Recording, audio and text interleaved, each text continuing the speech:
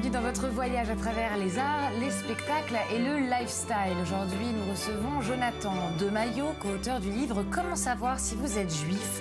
Un recueil à l'humour un brin provocateur et surtout un concentré d'autodérision qui s'adresse à tout le monde, juif ou non. Puis un tour du côté de l'aéroport de Paris-Orly qui s'habille Castelbajac le temps d'un été pour le plus grand plaisir des vacanciers. Enfin, nous reviendrons sur la sélection officielle de la Mostra de Venise qui promet une édition surprenante, inattendue et dérangeante. La loi des livres, voici comment a été renommée cette loi votée l'année dernière par la Knesset israélienne et directement inspirée par la loi langue française, une loi qui fixe un prix des livres identiques dans toutes les librairies du pays. Aujourd'hui, elle est remise en cause par la nouvelle ministre de la Culture, Miri Regev, qui voudrait son annulation pure et simple. Un projet qui fait rugir les principaux écrivains et intellectuels israéliens qui lui ont remis hier matin une pétition en signe de protestation. 140 signataires avec, parmi les plus connus, Abbé Yehoshua, Meir Shalev, Amos Oz ou encore David Grossman. Cette levée de bouclier suffira-t-elle à faire renoncer Miri Regev? Pas si sûr. Le prochain chapitre à suivre. Et puis, comment différencier la drague ashkénaze à la drague séfarade? Comment comprendre les subtilités de la cuisine cachère et puis comprendre que tous les chemins mènent à Enrico Macias? Voilà quelques-uns des sujets existentiels qu'abordent les auteurs de Comment savoir si vous êtes juif, dont l'un d'eux est avec nous sur le plateau, Jonathan Demaillot. Bonjour, j'ai votre livre dans les mains. Merci d'être avec nous dans le Culture Mag. Alors, vous expliquez dans l'avant-propos de ce livre qu'il faut bien évidemment rire des juifs, mais surtout rire avec les juifs. Avant tout, est-ce que vous pouvez nous expliquer comment vous avez élaboré ce projet? Eh bien, c'est Alain Grana qui est le directeur de la publication de Jewpop, qui est un site internet, c'est le site qui voit des juifs partout, qui m'a appelé un jour et qui m'a dit, voilà, il y a un éditeur, Christophe Apsi, voilà, qui est l'éditeur de J'ai lu, chez Flammarion, qui aimerait faire un livre, la suite de Comment savoir si vous êtes noir. C'était voilà, un petit livre qui était sorti avant, qui avait bien marché, et il a dit il aimerait faire la version juive, donc il m'a appelé comme j'écrivais pour Jewpop. Il m'a dit écoute, est-ce que tu veux te mettre sur le projet? Et puis on s'est mis sur le projet. Où est-ce que vous avez puisé les inspirations pour je crois que directement c'est de notre famille et de notre entourage, mais voilà, en général l'inspiration elle venait de là, et puis après évidemment de ce qu'on voit, de ce qu'on entend, et de voilà. Alors il y a quelques semaines, Yvan Attal tournait des scènes de son prochain film, ici, en Israël, un film qui est une comédie, dont le titre provisoire, c'est Hashtag les Juifs.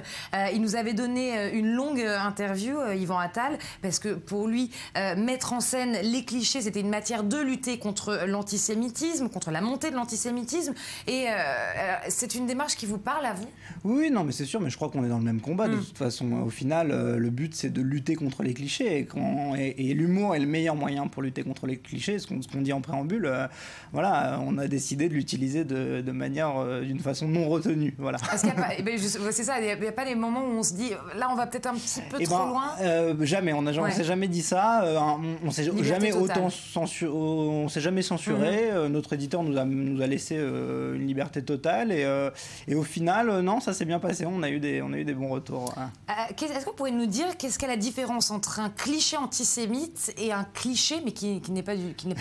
Alors là, c'est compliqué, mais c'est sûr que si c'est ce que je dis, c'est ce qu'on dit, on écrit au début du livre dans la préface. Évidemment, si on rit avec les juifs, alors tout va bien, il n'y aura pas de problème. Mais si on va avoir d'autres pour rire d'autres personnes, alors ça devient compliqué.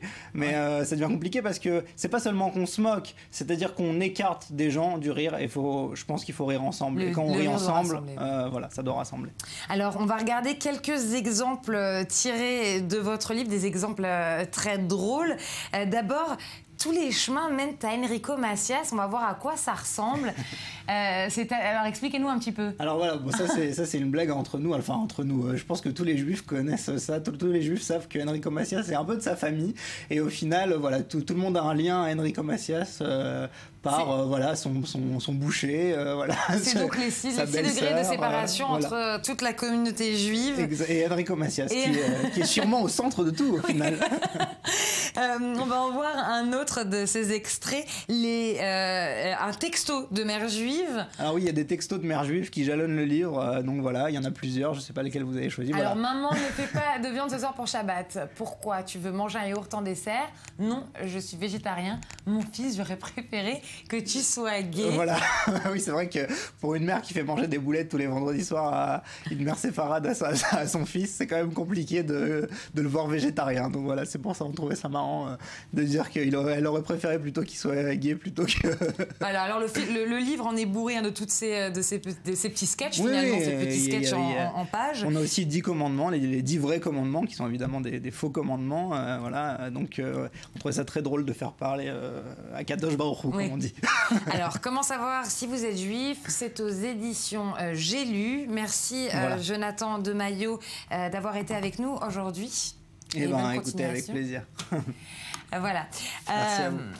Le 1er août approche et le chassé-croisé des juilletistes est tiens, aussi. Alors forcément, les aéroports seront bondés. À Orly, les murs font peau neuve grâce à un styliste de renom, Jean-Charles de Castelbajac, avec, comme souvent chez ce créateur, pour inspiration, les souvenirs. Le récit, David Gombin.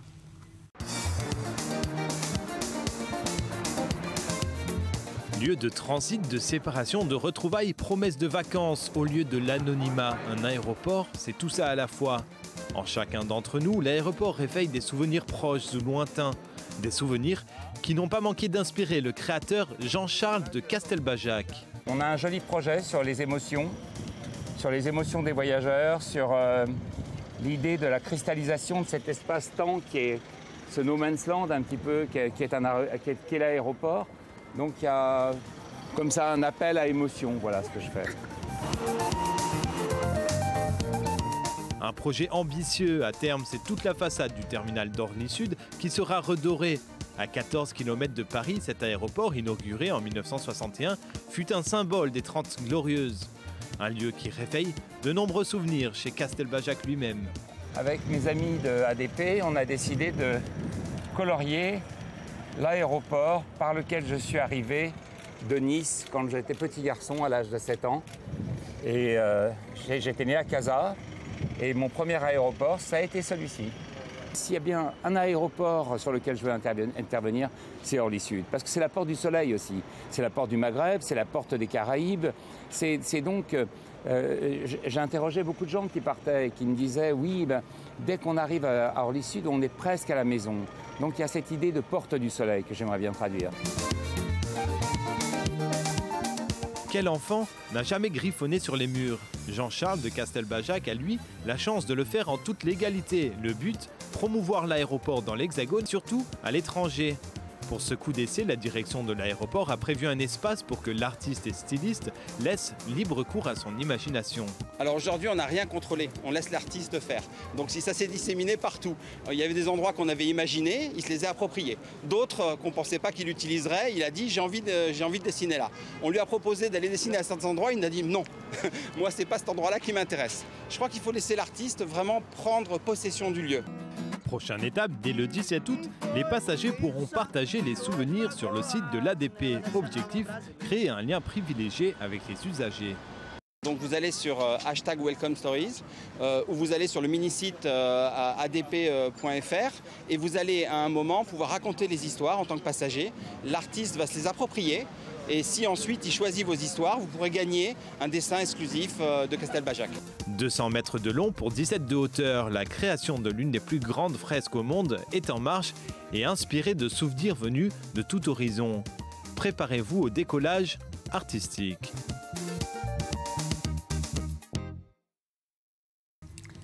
Le cinéma français est à l'honneur à l'occasion d'un festival de films en Israël et c'est l'événement à ne pas manquer, sélectionné par toute l'équipe du Culture Mag, le highlight.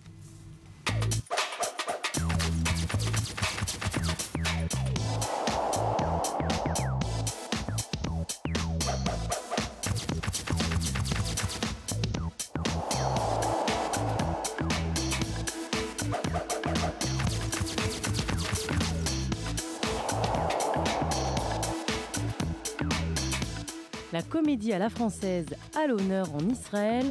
Le pays accueille le tout premier festival Oh là là. Près d'une vingtaine de films, des comédies, vous l'aurez compris, sont au programme dans les cinémathèques de Tel Aviv, Jérusalem, Haïfa, Sderot, Holon, Herzliya, Kiryat Tivon et Ashdod. Les Israéliens pourront découvrir des films cultes tels que Rabbi Jacob ou Le Dîner de cons, ou des comédies plus récentes mais tout aussi amusantes comme Le Petit Nicolas, L'amour dure 3 ans ou Un peu beaucoup aveuglément. Quelques comédies dramatiques sont aussi à l'affiche, telles que Tirer la langue mademoiselle d'Axel Roper et Maestro de Léa Fazer. Alors, précipitez-vous au guichet.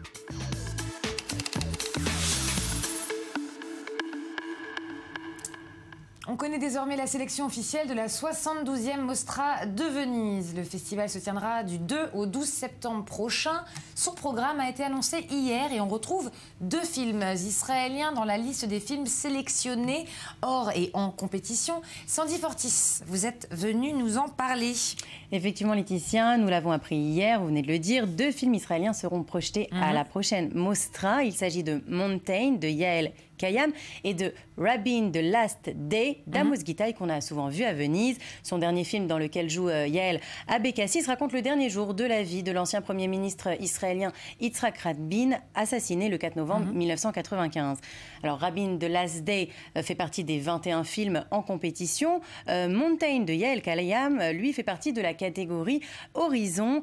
Yael Kayam, qui est l'une des rares femmes réalisatrices présentes dans la liste de cette 72e Mostra. Il faut dire que cette année, les femmes ne sont pas du tout beaucoup représentées à Venise. Seuls 10% des films en compétition ont été réalisés par des femmes. Il n'y en a que 2 dans la course au Lion d'Or, Laurie Anderson et Sue Brooks. 3 sur les 18 de la catégorie Horizon, Yael Kayam, dont nous venons de le dire, Hadar Morag et Anita Rocha da Silveira. Et parmi les films projetés hors compétition, on ne compte qu'une seule femme sur les 16 réalisateurs. Il s'agit d'Amy Berg, avec son documentaire sur Janis Joplin, tout simplement intitulé Janis. Alors, dès qu'il y a un festival, il semble qu'il y aurait une polémique. La sélection à peine annoncée, les polémiques se font déjà entendre. Par contre, pas de polémique autour du film d'ouverture. Là, non, pas de polémique, mais une très très grosse attente. Le film de l'Islandais Balthazar Kormakur avec Jake Gyllenhaal, Jason Clarke et Keira Knightley sera projeté en avant-première mondiale le 2 septembre pour l'ouverture de la Mostra. Qui va amener un joli tapis rouge à Venise. Un joli tapis rouge est attendu, exactement. C'est Everest, le long métrage dont on parle, qui raconte l'histoire vraie de l'alpiniste Scott Fischer et de sa périlleuse aventure au sommet de la célèbre montagne himalayenne lors de la tempête du 10 mai 1996. Je vous propose d'en voir un petit extrait. Regarde. Human beings simply aren't built to function at the cruising altitude of a 747. Our bodies will be literally dying. So the game is, can we get you up to the top, down to the bottom, before that happens? Steady yourself!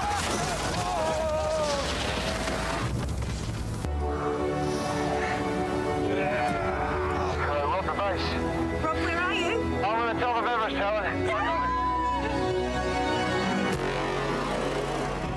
Rob, pick up, mate. We got cloud coming up through the valley. It's a lot of it. Oh, no.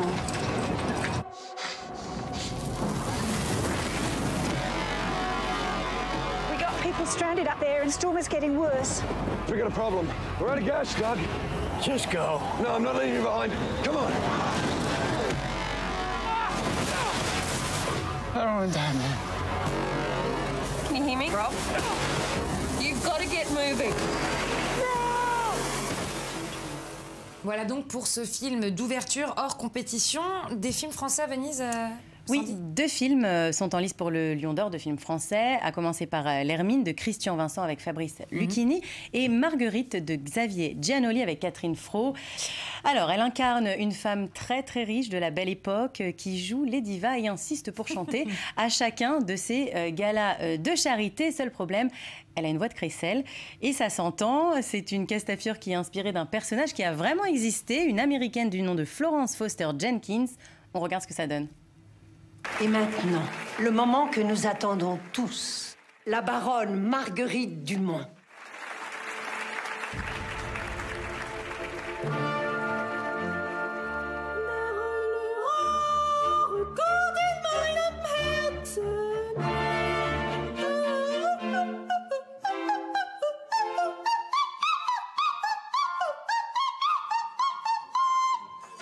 Non, ça va, rentrer ou sortez, monsieur, mais laissez pas la porte ouverte. C'est insupportable. Elle a toujours chanté comme ça? Ah non, elle a beaucoup progressé.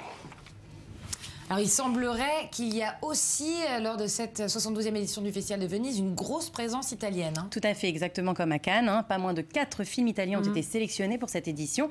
On y trouve notamment un remake du thriller français de 1969, La Piscine, avec Romy Schneider et Alain Delon. Ça s'appelle cette fois A Bigger Splash. Et on y verra Ralph Fiennes. Beaucoup moins glamour, Bigger Splash, que La Piscine. On verra, peut-être. Le film est très, très, très glamour, avec la nouvelle génération. À noter également le film La Tessa de Piero Messina, avec 2 Frenchies au casting, Juliette Binoche et Lou Delage. Merci Sandy Fortis pour toutes ces précisions sur la 72e édition du festival La Mostra de Venise. Voilà, c'est la fin du Culture Mag. Merci de nous avoir suivis. Vous pouvez retrouver l'intégralité de nos émissions sur notre site internet i24news.tv. L'info continue tout de suite. Bon retour sur la planète Terre.